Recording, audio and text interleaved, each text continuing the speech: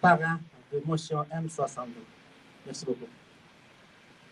Sorry, in English. MP, we're introducing MP Samir Zuberi from Pierre Fonstella, Quebec, the chair of the subcommittee on the international human rights of the Standing Committee on Foreign Affairs and International Development, co-chair of the Parliamentary Uyghur Friendship Group, vocal advocate on the Uyghur plight on the Hill, and author of M62, private members motion entitled M62 Uyghurs and Other Turkic Muslims, and tabled on June 21st, 2020. Thank you. Merci beaucoup. Thank you. Merci à Kayum Mazamov and Mehmet Toti for organizing today's important protest picket. I want to spend a special thanks to my fellow colleagues across the aisle in different parties for being here and showing and demonstrating that this is not a partisan issue. This is not a partisan issue. This is a human rights issue. And that's why we're here together now, to speak about this, to speak about what's happening to the Uyghur people and other Turkic minorities. It's critical that we continue to raise our voice clearly, squarely, raise our flags with smiles and sometimes our fists with opposition and protest to what's happening overseas. A genocide is occurring right now on the face of this earth. It's wholly unacceptable in this day and age that this is happening. We went through the Holocaust. We went through World War II. We saw Rwanda. It's unacceptable that us as an international community are not acting today. Each and every one of us on the face of this earth has an obligation to act as individuals, as organizations. Each and every one of us has a duty to act. And we are, all of us here right now. As was mentioned, my team and I personally submitted a motion in the House of Commons. It's M62. I did this, why? Because I wanted to have the greatest possible impact to the most possible good. I had one shot to submit a bill or a motion. And I chose this issue to use it on. I chose this issue to use it on so that those who are grandmothers and grandfathers can see their homeland again one day.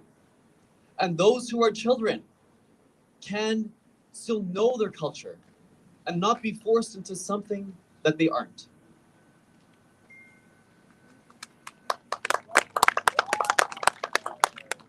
My motion, M62, will be debated on the 26th of next month. Each and every party will speak to it. I expect each and every party to be supportive of it. I'd like to hear that today when you guys come up. The motion itself calls for 10,000 Uyghur to be resettled in Canada. And we have a beautiful tradition in this country of resettling refugees. Annually, we resettle approximately 62,000 refugees who contribute to Canadian society, who have crossed the Rubicon. They have nothing left behind and come with energy and vigor and develop our society here in Canada. These are people not only fleeing for their lives, but also to contribute and build our country. We all are from somewhere, except the Indigenous people. We all are from somewhere, right? You just got to look a little bit back, maybe 2, 3, 4 generations. We all came from somewhere. Our forefathers came to North America, came to Canada for better prospects, for economic empowerment, maybe because they were oppressed. We today now are looking to do the same thing for the Uyghur. So the motion calls for 10,000 to be resettled by 2024 here in Canada over 2 years. That's a duty of immigration. We hope and expect that the debate will be positive and that the vote, which will be happening at this point in December and January, will also be unanimous and positive, sending a clear voice. But we need you here, all of you, to be pushing, pressing, calling for us to, number one, pass the motion, Number two, act on the motion. Right? It's one thing to have an intention. It's another thing to have an action. We all know this. It's one thing to have an intention to do something, to be good, and it's another thing to see it through. So when we pass this motion together, we want to see this through. I don't want to take up time for my colleagues. They have important words to say. I haven't covered everything, so I've left things for them to talk about. Please do listen to them. We are working together on this. Merci beaucoup. Thank you. Merci beaucoup, MP Samir Zouberi. Thank you very much for your presentation. And next, we would like to invite Madame Jenny Kwan. Madame Jenny Kwan est députée élue à Colombie-Britannique et d'être d'origine hongkongaise, oui, c'est ça, hongkongaise. Il sache bien le dossier de Chine. We'd like to call on MP Jenny Kwan to speak from NDP. She's from Vancouver, British Columbia, and is a member of the Standing Committee on Citizenship and Immigration and Special Committee on Afghanistan. Thank you very much, and good morning, or I guess it's afternoon-ish, isn't it? Okay, good afternoon, everyone. My name is Jenny Kwan. I'm the Member of Parliament for Vancouver East, and I'm here to bring greetings to you on behalf of my New Democratic colleagues. Let me first acknowledge the First Peoples and the fact that I'm standing on the land of the Anishinaabe and Algonquin peoples, and for them to allow us to gather here today. I want to also acknowledge and to say thank you to all of you for your incredible advocacy, for your ongoing advocacy. The fact that you're here today, not just today, but every day, fighting for basic human rights for Uyghurs, but not just for Uyghurs, but for all human beings, because that's what this symbolizes. As was mentioned, basic human rights should not be a partisan issue. That we as Canadians have an obligation to join with allied countries to ensure that basic human rights is respected for all peoples. I came up to the Hill today as I was walking up, and I'm looking at all the pictures that you're holding, the people who have disappeared into camps, whose lives are in jeopardy, whose family are in pain. Those are real people. And we have to recognize that, and we have to fight for their freedom and for their rights. There is no question that the House of Commons passed a motion. And here's the sign. It says, "Stop Uyghur Genocide." It is as simple as that. And that means that the Canadian government needs to take action. Meaningful action. Meaningful action for the lives of the people who's been impacted. And we know, as we know, genocide has legacies.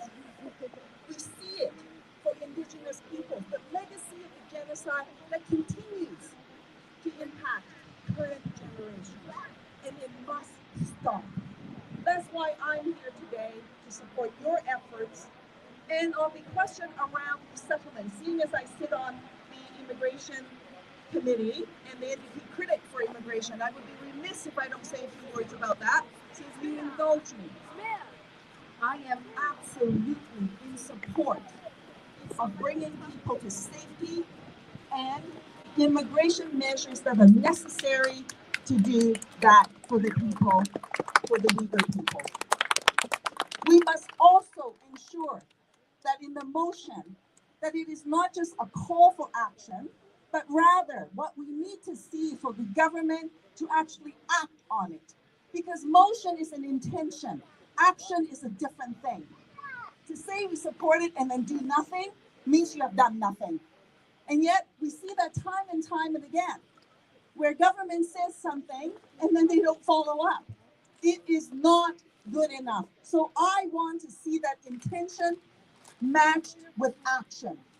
And we need this to be done in such a way that does not displace other people who face persecution, but rather to say it has to be a genuine special immigration measure with additional immigration numbers to accommodate the people and to bring them to safety. To do anything less is not good enough. So I stand with you.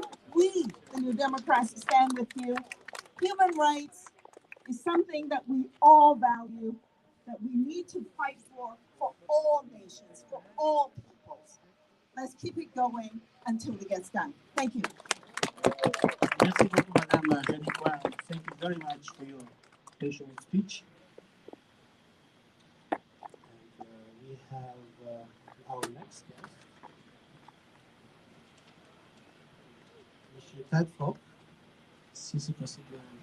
Monsieur Ted Falk est du Parti conservateur et représente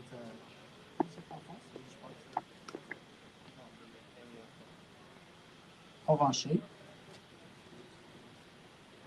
MP Ted Falk from Conservative.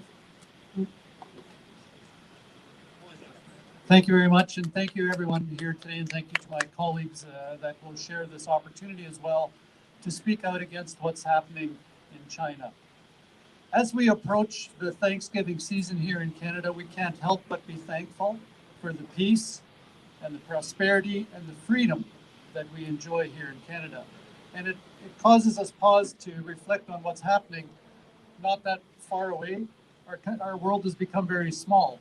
And so it's my honor to be here today to add my voice to those who have expressed alarm at China's treatment of religious minorities.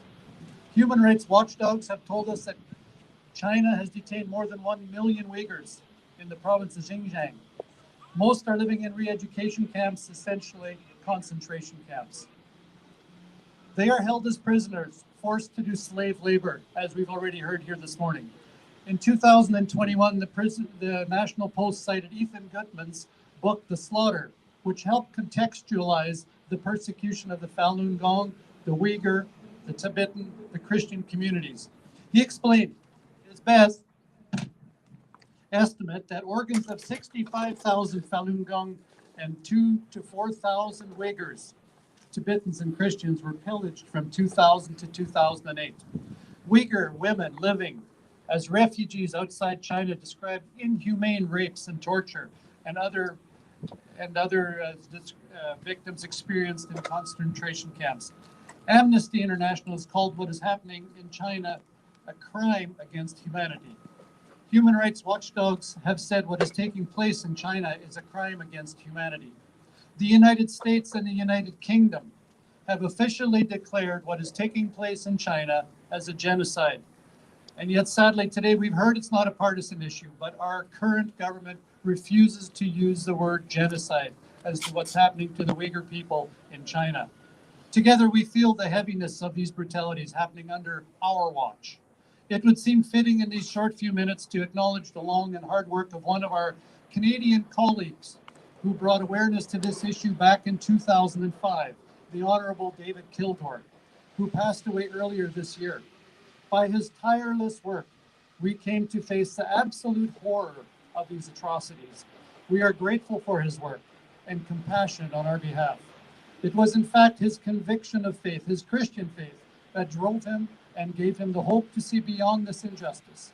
Faith that does, which is why religious freedom is so important. There's a plant that grows close to my home that's called clover. And in fact, it grows plentiful all over most of Canada. My pasture is full of it. You could probably even find some on the hill here today if you look. I've learned recently that clover can exist underground for nearly 1,000 years, and somehow it knows when the conditions are optimal to sprout. You could plant a clover seed today and build a cement city, an entire nation over top of it. And hundreds of years from now, when those walls come down, as all nations and civilizations eventually fall, that seed, through some innate internal knowledge, some spark of the divine, will know that the time is right to sprout. It'll break through, it'll turn its face to the sun, and it'll flourish. And that's what faith is. The substance of things hoped for and the evidence of things not seen. It's what gives us the ability to believe, to carry on, no matter how adverse the conditions. And together today in faith and unity, we call for and we pray for religious freedom in China and around the globe, for an end to persecution and violence, and a recognition and the dignity and worth of all humanity. Thank you. Merci beaucoup, Monsieur Ted. Merci beaucoup encore. Nous sommes le prochain invité, après Monsieur Ted, ça va être Monsieur Michel Cooper. Laissez-nous de lui introduire brièvement.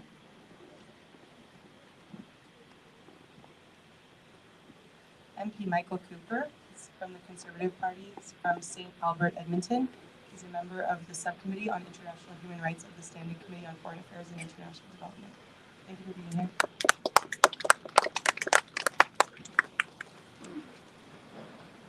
Thank you very much, and it is an honor to stand here with my colleagues and with each of you in solidarity to call out what is happening on the ground in East Turkestan, and that is a genocide. Yeah! At least 1 million, as many as 3 million Uyghurs are currently confined in what are concentration camps. They are subjected to forced labor, sexual violence, torture, organ harvesting, and murder. As I say, what is happening on the ground in East Turkestan is a genocide, and it is a genocide being perpetrated by the Chinese Communist regime. And a year ago, more than a year ago, my friends, each one of us stood up in the House of Commons and voted to call it what it is, a genocide. But guess who didn't stand up in their place? Each minister in this Liberal government. They sat on their hands. And now, when our allies are stepping up, including the United States and the United Kingdom, what do we hear from Justin Trudeau? We hear silence. And silence, my friends, is complicity, and it has to stop. It has to stop now. Enough is enough. And there's a lot more than we can do. Sure, we can pass M62. It's a good start. But when it comes to the items that were displayed, easily purchasable at every store, every department store, every grocery store, the government, again, is failing. They brought forward measures more than a year ago, but they're not working and they're not being enforced. Now, one of my colleagues, Senator Leo Housakis, Conservative senator from Quebec, has decided to do something about it, and he's introduced legislation in the upper place in the Senate, Bill S-204. And what it would do is it would stop the importation of goods from East Turkestan, goods that are being produced through forced labor as part of the genocidal campaign on the part of the Chinese Communist regime. The onus must be on anyone importing goods from East Turkestan to demonstrate that they're not being produced by forced labor and not the other way around. And currently it is the other way around, and that's simply wrong. And we need to expand Magnitsky sanctions. It's a tool that the government has at its disposal. They brought forward in concert with our allies, including the United States, some sanctions a little more than a year ago, targeted against 4 individuals and 1 entity. That was a good step. But since they took that step, the United States has sanctioned dozens and dozens and dozens of more individuals and entities. It's time that Canada followed suit. So, there's lots of work to do. Enough of the talking. It's time to act. It's long overdue. And we need action. And I want to, in closing, just thank each and every one of you for coming here to Parliament Hill to make your voice heard. We hear you, and we're going to amplify your voices in the House of Commons to keep up the pressure on the government to stop talking and start acting and start declaring this for what it is, and that is a genocide, and take appropriate measures to hold those responsible accountable. They must be held accountable, and they ultimately must be brought to justice. Thank you very much. Merci beaucoup, monsieur. Merci beaucoup. Notre prochain invité, c'est monsieur Tim Opal, membre du Parti conservateur de Alberta. Monsieur Opal. We're welcoming MP Tim Upal from the Conservative Party representing Edmonton Millwoods, Alberta, and he sits on the Standing Committee on Canadian Heritage. Thanks.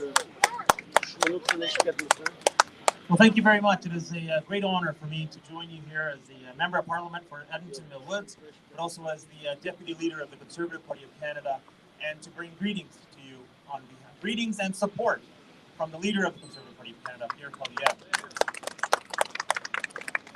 We stand with you in complete solidarity. We stand with you in shoulder by shoulder, and that is why last year we brought forward a motion for members of Parliament to stand up and to show support and to say that what is happening is a genocide.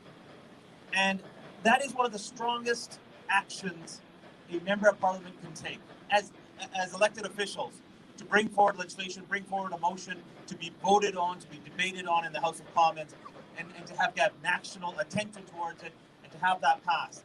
But unfortunately, it has passed, but unfortunately action has not been taken.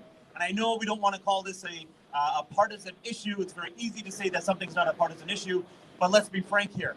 There is only one party and one Prime Minister who have not taken action on that motion, and that is the Liberals and Prime Minister Justin Trudeau. And that is why that it is important that we continue to keep that pressure on them to ensure that we do take action, to ensure that products that were shown here today that are made with slave labor by Uyghurs are not brought into Canada. We need to take that action. I also want to thank you. I know it takes courage to stand here and in a very public place to stand up and speak the truth and join us here today. So thank you very much. I'll also say one more thing, that under the Conservative government, we used to have an Office of the Religious Freedoms. And that is a great way that issues like this were raised and studied and discussed, and from around the world. And and it's unfortunate that we don't have that office anymore. And I would say that we definitely need an Office of Religious Freedoms that we can study from these issues further. So thank you very much. Thank you for being here. And once again, we stand with you in great solidarity. And as my friend had said earlier, enough is enough. Merci beaucoup, Monsieur Timopal. Thank you very much for your presentation. Our next guest, ami spécial de Québec, Monsieur Alexis Doucet-Bureau-Lac. Il est ami de notre bureau, ainsi qu'il est vice-président du groupe d'amitié Rigaud au sein de parlementaire.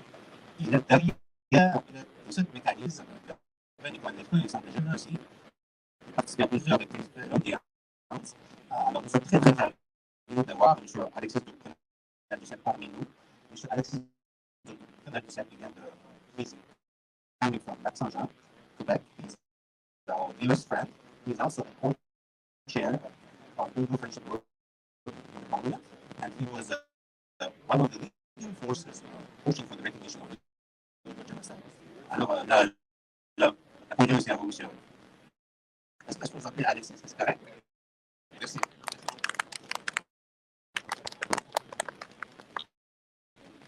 Merci, Caillou. Merci, Mehmet. Mehmet est parti à la conférence de presse, malheureusement, mais je veux remercier Mehmet d'avoir donné ça.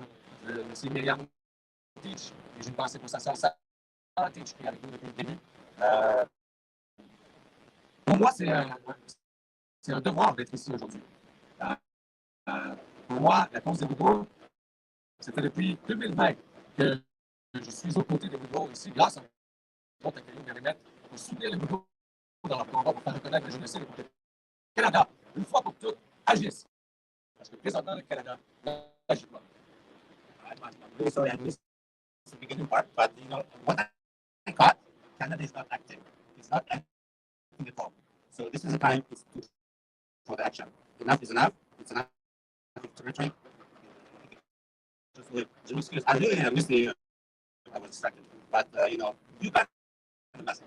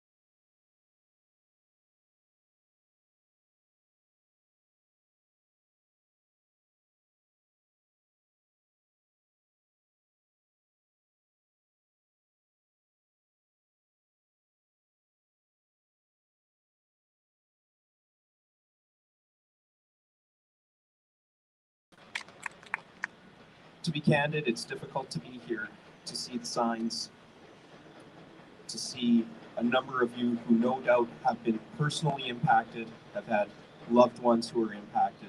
Thank you for taking time out of your day today to be here, to recognize what is happening, and to have the passion and courage to stand by your convictions. Thank you so much for being here. All the best.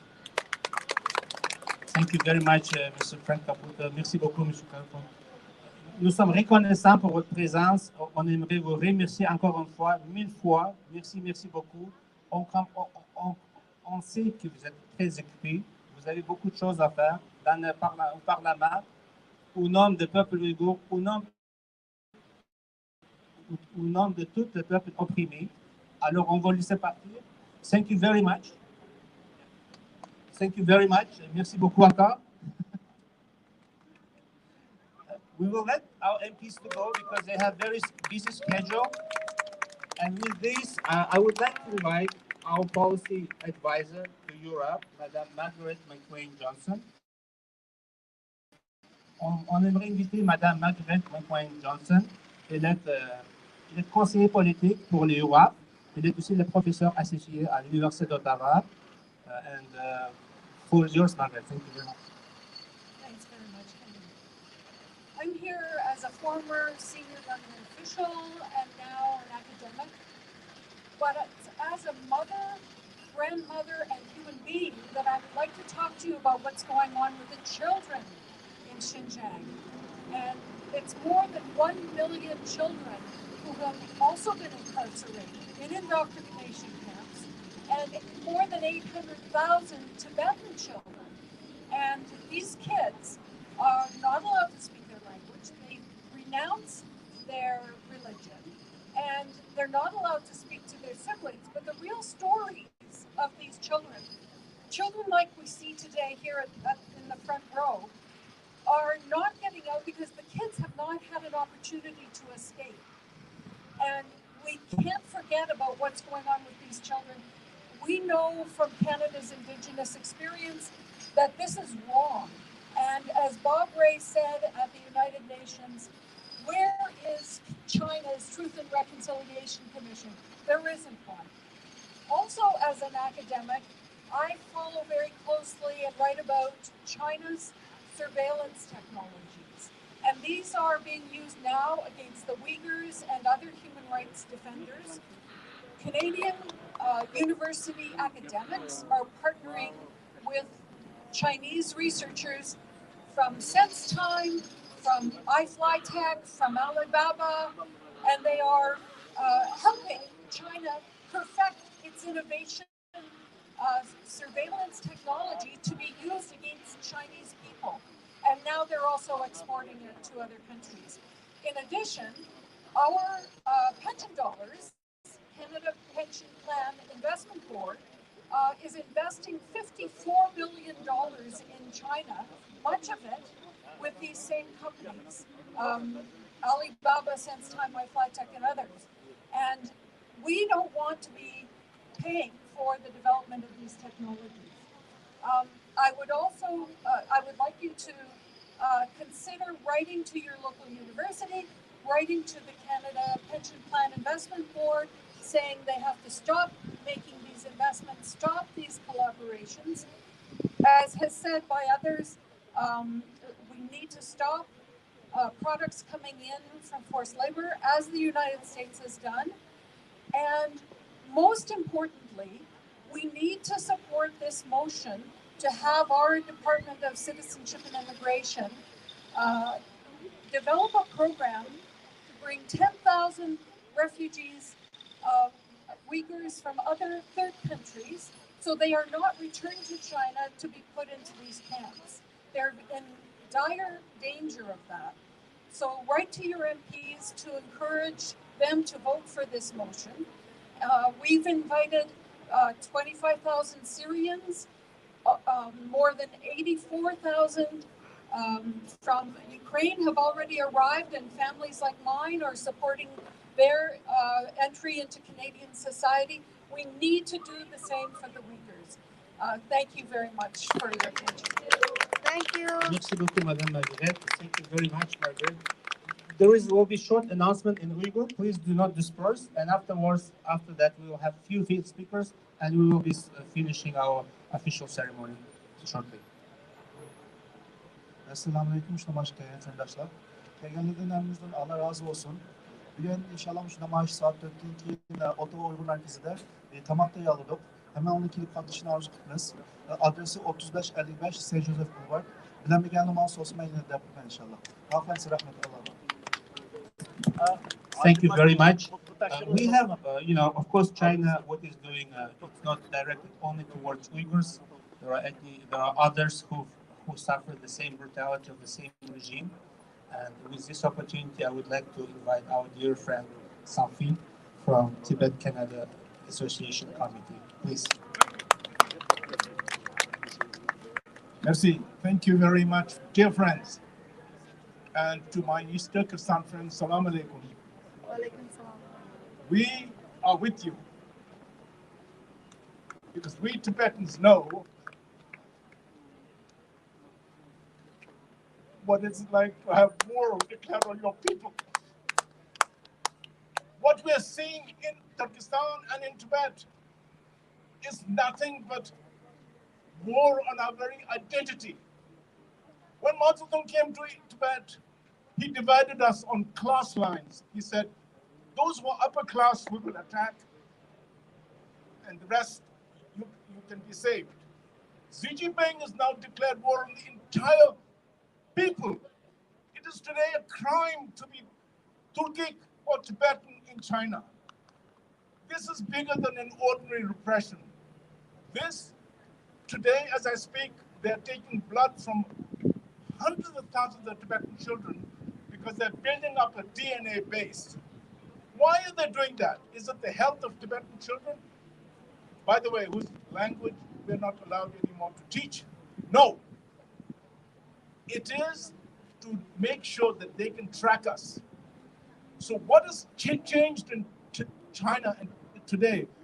With the funds they have had for the last 20 years from the global economy, they have become powerful economically.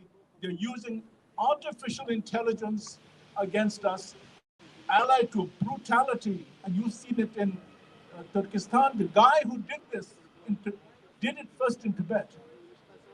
Then he was promoted and sent to Turkestan. And they keep, finessing the repression.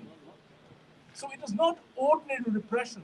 This is to, if not to physically wipe us out, to make sure that they can always track us.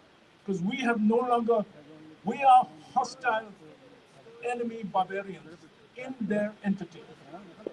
So we know what it is like when they use that cultural term barbarian against us. We are both people with strong religious beliefs. So the religion is being attacked systematically. The languages are being attacked. Culture is being attacked. And in the end, it is just a crime to be a Tibetan.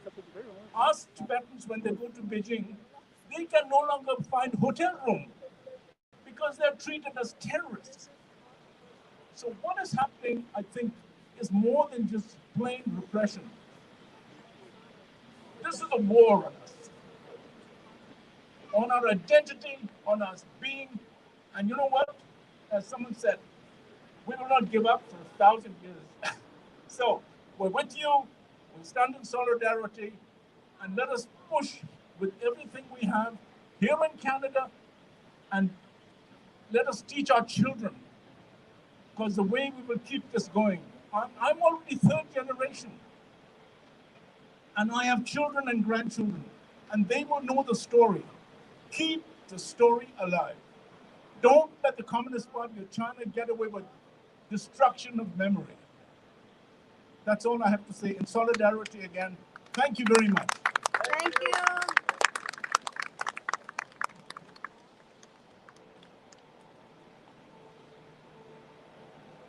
Thank you very much for your special speech. We do know that in China, it's not only Uyghurs, but others suffer the same brutality, the same regime. So we have very common enemy. not the Chinese people themselves, but Chinese Communist Party.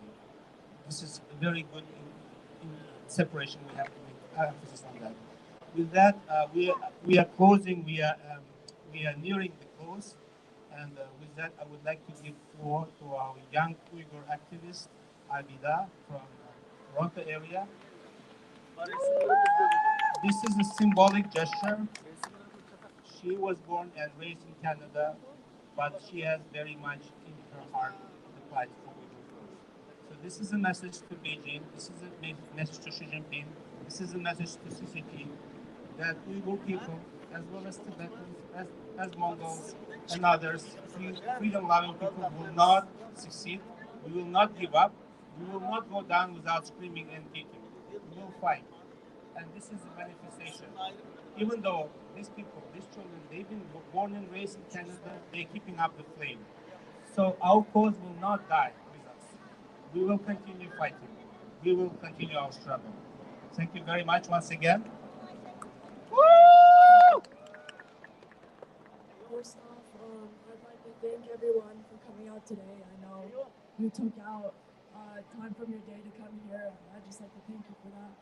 I'd like to thank all the MPs, all the government workers for coming here to talk about us. And although I'm not as well endowed in any careers, I'm not exactly experienced, I'm 16 years old. So I'm just going to have a few quick words. And as many of the speakers said earlier today, we need action to accompany ALDىda. We are real people. I feel like when people hear the Uyghurs, they think we're some distant off fantasy race, but we're here, and I'm extremely grateful to be a Canadian and to be born here. Personally, I have only been back to East Turkestan about twice, once when I was 5, and the last time was in 2016. Even though it was about before the things got worse, even then the police was threatening us when we went back, and as a Canadian citizen, I was still threatened, even though I was born here. And we need to Canada needs to do more for us. We've seen a lot from the other countries, but I feel like Canada has not really done any real action for us. And I'm extremely grateful for the M62 motion that was mentioned earlier, and I look forward to it hopefully being passed. As an Uyghur child born in Canada, I'm privileged to have freedoms such as my religion, and I was absolutely devastated when I saw all the videos online of what's happening to the kids back in East Turkestan. And just the kids starving to death and being barricaded in their homes. They don't have the freedoms that we have, and the thing is, that's basic human rights being denied from them. And Canada not doing anything is the same as them basically just enabling all the human rights abuses that is happening.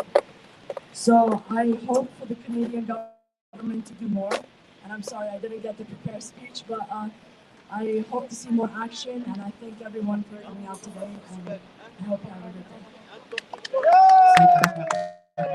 Thank you very much for your presentation.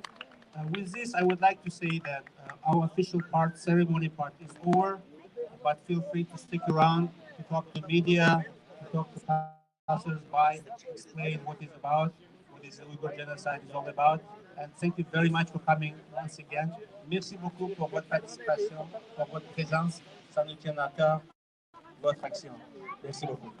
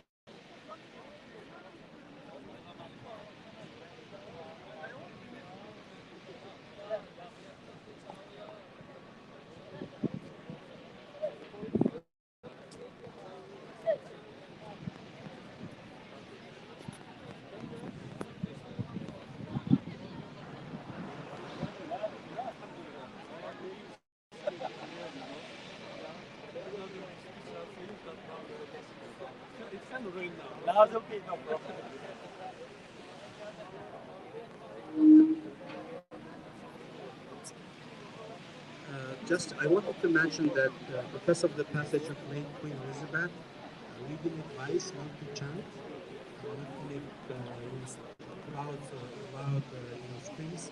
It's all about public perception, right? We don't want to be for that. We take that into consideration the advice we have received. This is why we are holding silent protest, silent manifestation. But once again, thank you very much for coming and joining us. Merci beaucoup pour votre participation.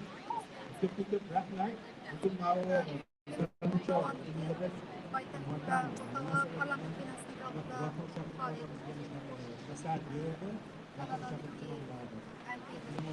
bu maslahatni qabul qildi. Gapni oxirida yaxshi bir hozirgi bir nima yaratish. Allohga omonat. O'zaro to'qnashib, tanishib, dardimizni anglab turamiz. Rahmat.